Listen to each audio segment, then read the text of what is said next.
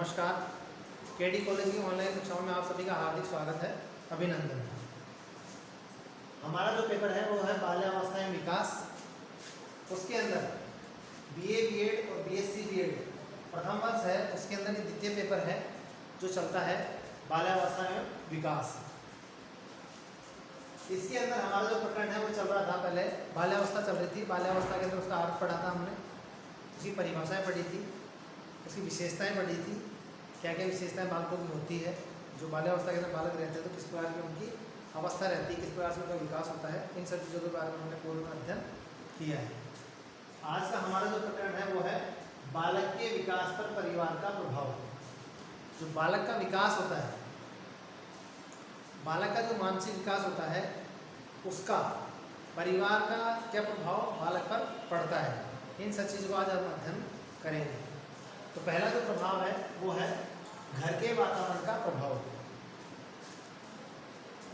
सर्वप्रथम जो बालक जन्म लेता है और विद्यालय जाने की जो प्रक्रिया शुरू होती है, उसके बीच में इतना लंबा समय होता है, लगभग 4 से 5 वर्ष का समय होता है जब बालक विद्यालय में जाता है। उसके बीच में उसकी जो प्रथम पाठशाला होती है वो घर ही होती है। उसके माता पिता के द्वारा, बड़े भाई बहनों के द्वारा जो भी उस बालक को सिखाया जाता है या जो भी बताया जाता है, बालक उन सब चीज़ों को देखता है, पहचानता है, ज्ञान ग्रहण करता है। परिवार का वातावरण अगर अच्छा है तो बालक का जो मस्तिष्क है वो जल्दी चीज़ें सीखने में रुचि लेगा, या बालक जल्दी उस ज्ञान को ग्रहण कर सकेगा जब बालक को ठीक प्रकार से बताया जाएगा। या परिवार का अगर घर का वातावरण अगर अच्छा है, स्वस्थ वातावरण है, सुखद वातावरण है, हास्यमय वातावरण है, हंसी खुशी का माहौल है, तो बालक हंसी खुशी से, हर्षमय खेल कूद में उस रुचि के द्वारा बहुत सारे कामों को और बहुत सारी चीज़ों को आराम से सीख जाएगा, जो कि बालक अन्य स्थानों पर नहीं सीख पाता है। बालक परिवार के अंदर रहने से उन सब चीज़ों को ग्रहण करता है जो कि परिवार के द्वारा उसे दी जाती है। बालकों को मूल्यों की शिक्षा घर से ही मिलती है, नैतिकता का पाठ उसे घर में ही पढ़ाया जाता है, आध्यात्मिकता का ज्ञान भी उसे घर से ही प्राप्त होता है। हालांकि विद्यालय के अंदर जाने के बाद में उसे सभी चीज़ों का ज्ञान दिया जाता है, नैतिकता का पाठ पढ़ाया जाता है, मूल्यों की शिक्षा दी जाती है, बालकों को बहुत सारे काम है वो विद्यालय के अंदर करवाए जाते हैं। किंतु प्रथम पाठशाला होती है जो घर ही होता है। अगर घर का वातावरण अच्छा है, घर का माहौल खुशनुमा है, हर्षमय है, हंसी खुशी से सब लोग रहते हैं, तो बालक का मस्तिष्क जो है बहुत जल्दी विकास करेगा, और विकास करने के साथ साथ वह प्रगति के पथ पर आगे बढ़ता रहेगा। क्यों? क्योंकि उसके अंदर नकारात्मकता के भाव नहीं आएंगे और वह सकारात्मक ऊर्जा को लेते हुए आगे बढ़ेगा।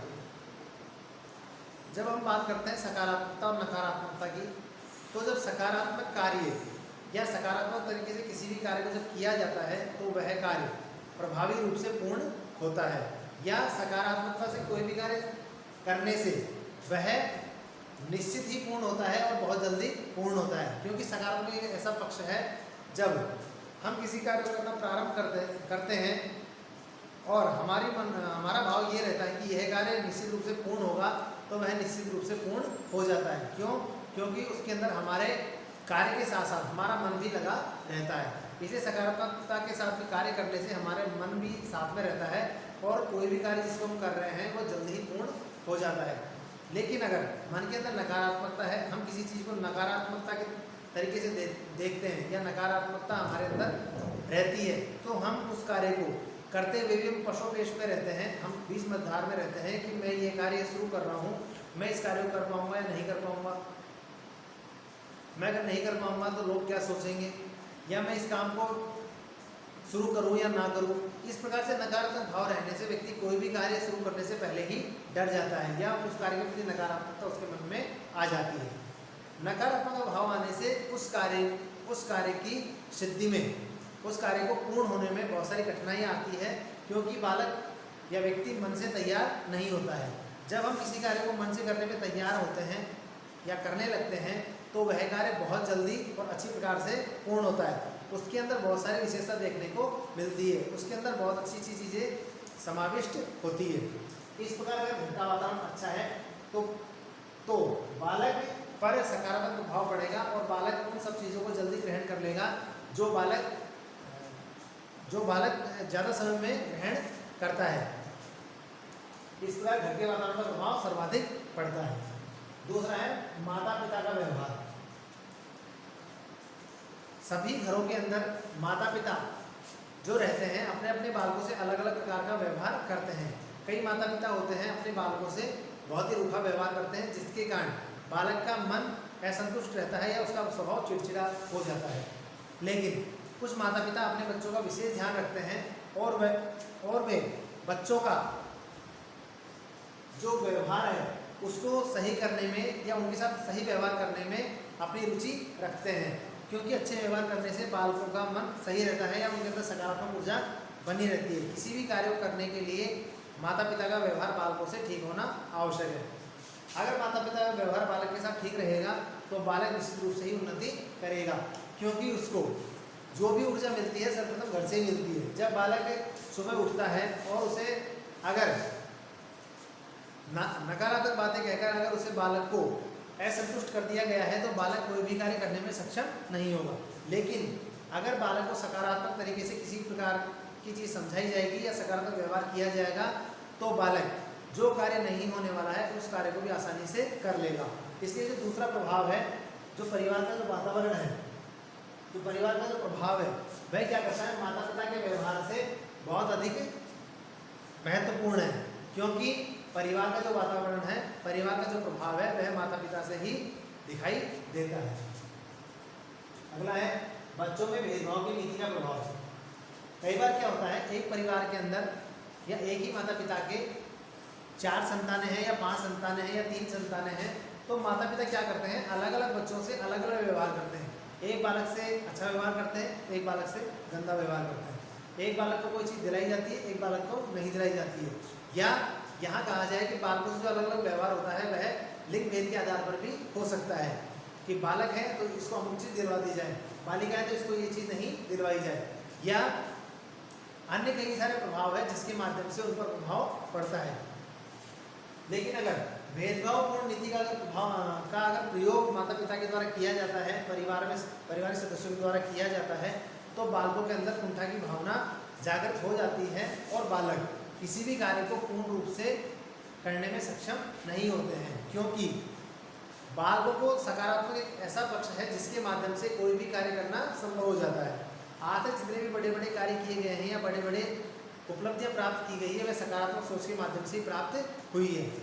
इसलिए जो बच्चों में भेदभाव की नीति है उसको दूर रखकर माता पिता को समान व्यवहार अपनाना चाहिए, जिससे बालकों के अंदर कुंठा की भावना जागृत ना हो और बालक समान रूप से उन्नति कर सके। कई बार देखा जाता है माता पिता एक बालक से अधिक प्रेम करते हैं और एक बालक से कम प्रेम करते हैं। उसके कारण ये भी हो सकता है कि एक बालक पढ़ने में अच्छा होता है, एक बालक पढ़ने में अच्छा नहीं होता है। लेकिन अगर एक बालक पढ़ने में अच्छा है तो हो सकता है दूसरा बालक खेलने में अच्छा हो। तो इस प्रकार से उस बालकों की जो रुचियां हैं उनको भी ध्यान में रखना चाहिए और उसके साथ उन बालकों के साथ समान व्यवहार ही करना चाहिए। भेदभावपूर्ण की नीति अपनाने से बालकों में कुंठा की भावना जागृत हो जाती है। इस प्रकार से बालक के विकास पर परिवार का प्रभाव जो पड़ता है वह इन बातों के आधार पर पड़ता है। दूसरा है माता पिता के विचारों में भिन्नता का प्रभाव। जो माता पिता के विचार होते हैं वह बालकों के लिए क्या होते हैं, कई बार अलग अलग होते हैं, या माता के विचार अलग होते हैं, पिता के विचार अलग होते हैं। ये भिन्नता होने के कारण बालक पर कुप्रभाव इन सब चीज़ों का पड़ता है, क्योंकि माता कहती है तुमको ये कार्य करना है, पिता कहते हैं तुम्हें इस प्रकार से कार्य करना है। जब माता पिता के विचारों में भिन्नता आती है तो बालक पूर्ण रूप से विकास करने में सक्षम नहीं होता है, या बालक के अंदर कुंठा की भावना जागृत हो जाती है, क्योंकि जब एक रस्सी को दोनों छोरों से खींचा जाता है तो उसका परिणाम कुछ नहीं निकलता है, वह चीज़ वहीं की वहीं रह जाती है। एक को पकड़ के एक ने इधर से खींचा, एक ने इधर से खींचा, तो वो क्या करेगी, वह चीज़ बीच में ही बनी रहेगी। इस प्रकार अगर विचारों में भिन्नता है तो उन सब चीज़ों को भिन्नता को दूर करके और एकता अपनाते हुए बालक को सही मार्गदर्शन करना चाहिए, जिससे बालक सकारात्मक पक्ष को देखते हुए अपना विकास कर सके या बालक का विकास हो सके। अगला है माता पिता उचित अनुचित को समझाने में असमर्थ। कई बार क्या होता है, बालक के जो माता पिता होते हैं कम पढ़े लिखे होते हैं, या बालकों को जो चीज़ बतानी चाहिए उन चीज़ों को आवश्यक रूप से नहीं बता पाते हैं, जिसके कारण बालक के उचित अनुचित का बोध करने में सक्षम नहीं होता है। जब माता पिता जो उचित अनुचित को समझाने में समर्थ नहीं होते हैं तो बालक की दिशा का निर्धारण करने में माता पिता को भी कठिनाई होती है और बालक को भी कठिनाई होती है, क्योंकि उसका जो मार्गदर्शन होता है या मार्गनिर्देशन होता है वह सही प्रकार से नहीं हो पाता है। इसलिए परिवार का जो प्रभाव है बालक पर सर्वाधिक पड़ता है। जब बालक के माता पिता शिक्षित होंगे या सही कार्यों में संलग्न होंगे या बालक को सही रास्ता दिखाएंगे या सही मार्गदर्शन करेंगे तो बालक निश्चित रूप से ही सही दिशा के अंदर आगे बढ़ेगा और बालक स्वयं का विकास पूर्ण रूप से करने में सक्षम होगा। या यूँ कहें हम दूसरी भाषा के अंदर कि अगर माता पिता अगर शिक्षित हैं, पढ़े लिखे हैं और सही मार्गदर्शन बालक का करते हैं तो बालक निश्चित रूप से ही बहुत सारी ऊंचाइयों पर पहुंच सकता है और अपना विकास कर सकता है। अगला है अनुचित बातों को नकार कर। कई बार बालकों के साथ में उचित और अनुचित बहुत सारी चीज़ें होती हैं जिनको क्या किया जाता है, उन पर ध्यान दिया जाता है। कई बार अनुचित बातें बालकों के द्वारा की जाती है तो उन बातों को नकार कर, कई बार क्या होता है बालक किसी चीज़ के लिए जिद्दी कर लेते हैं और परिवार वाले उस चीज़ को अनुचित मानकर बालकों के साथ में अच्छा व्यवहार नहीं करते, बुरा व्यवहार करने लगते हैं। इस प्रकार बालकों के अंदर कुंठा की भावना जागृत हो जाती है। तो जो अनुचित बात बालकों के द्वारा की जा रही है उन सब चीज़ों को दूर करके माता पिता के द्वारा बालकों को सही मार्गदर्शन करते हुए अनुचित बातों को दूर करना चाहिए और बालकों के साथ सम व्यवहार रखना चाहिए या बालकों से व्यवहार अच्छा रखना चाहिए। बालकों से व्यवहार अगर सही रखा जाएगा तो बालक निश्चित रूप से ही उन्नति कर सकेंगे। अगला है बालकों की बातों में रुचि लेकर। कई बार होता है परिवार के अंदर माता पिता होते हैं, बड़े भाई बहन होते हैं, वो अपने से छोटे जो भाई बहन होते हैं या अपने पुत्र पुत्री होते हैं उनकी बातों में रुचि नहीं लेते हैं और जब बालकों की बातों में रुचि नहीं ली जाती है तो बालक क्या है, कुंठा का शिकार हो जाता है, क्योंकि बालकों को रहता है कि हमारी बातें जो है परिवार वाले सुने। लेकिन बालकों की बातें जब परिवार के द्वारा सुनी नहीं जाती है तो बालक कुंठाग्रस्त होकर बालक अपने आप को घृणित महसूस करने लगते हैं। बालकों से जो रुचिपूर्ण खेल होते हैं या बालकों की जो रुचि होती है, अगर बालकों की रुचि पेंटिंग के अंदर है तो बालकों को उसमें सहयोग करना चाहिए और बालकों को उस दिशा में आगे बढ़ने के लिए निर्देशित करना चाहिए। बालक अगर खेल खेलना चाहता है या अपने साथ खेल खिलाने के लिए जिद्दी करता है तो उसके साथ खेल खेलना चाहिए ताकि बालक की रुचि उस क्षेत्र में बढ़े और बालक उन्नति कर सके। बालकों की रुचियों को विशेष रूप से ध्यान रखना चाहिए क्योंकि बालक के अंदर सृजनात्मकता जो होती है बाल्यावस्था के अंदर ही सर्वाधिक होती है। बालक की सृजनात्मकता को परिवार के द्वारा अगर निखारा जाता है या बढ़ाया जाता है तो बालक अपना जो लक्ष्य है या उद्देश्य है उनकी पूर्ति बालक अच्छे से कर पाता है। लेकिन अगर बालक की रुचियों को ध्यान में नहीं रखा जाता है तो बालक अपने उद्देश्यों को लक्ष्यों को प्राप्त करने में सक्षम नहीं होता है, क्योंकि बालकों की रुचियों को ध्यान में रखकर उसकी पढ़ाई नहीं करवाई गई है या उसकी रुचियों के अनुसार उसे कार्य नहीं करवाया गया है। जब बालकों की रुचि के अनुसार बालक को कार्य करवाया जाएगा तो बालक निश्चित रूप से ही उन्नति की ओर आगे बढ़ता रहेगा।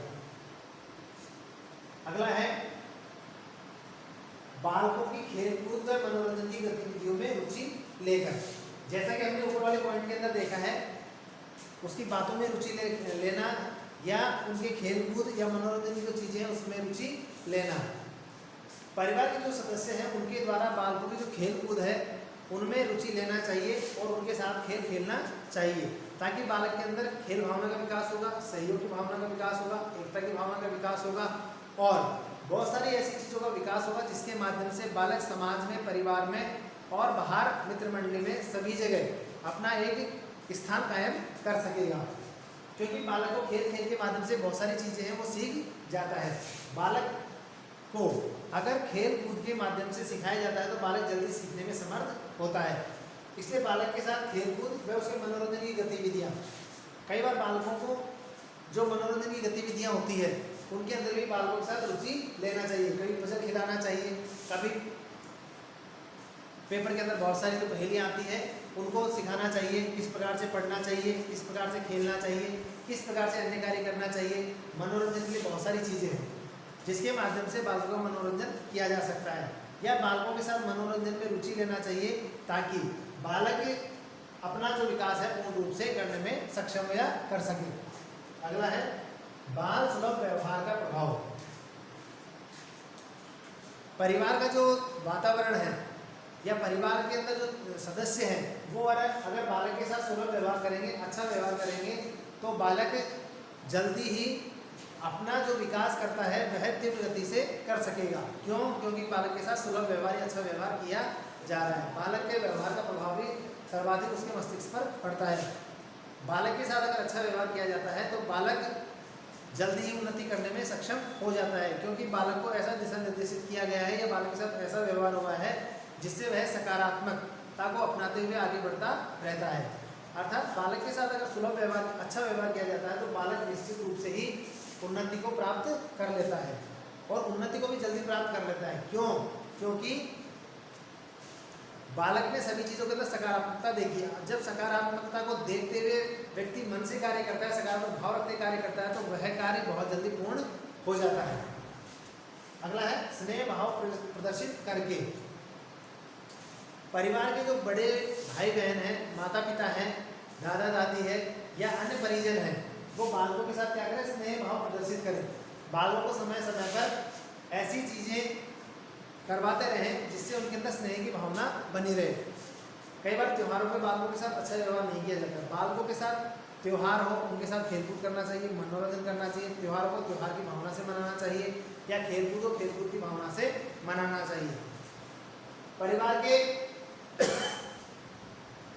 सदस्यों के द्वारा स्नेह भावना अगर व्यक्त की जाती है तो बालक का मनोबल बढ़ता है और बालक अपनी उन्नति करने में सक्षम होता है, क्योंकि उसे स्नेह सर्वाधिक प्रिय होता है। बालक को जो स्नेह जब किया जाता है बालक के साथ में, बालक का स्नेहपूर्ण व्यवहार किया जाता है, तो बालक अपने आप को सकारात्मक मानते हुए बालक उन्नति करने में आगे लगा रहता है या बालक निश्चित रूप से उन्नति करने में सक्षम होता है। धन्यवाद।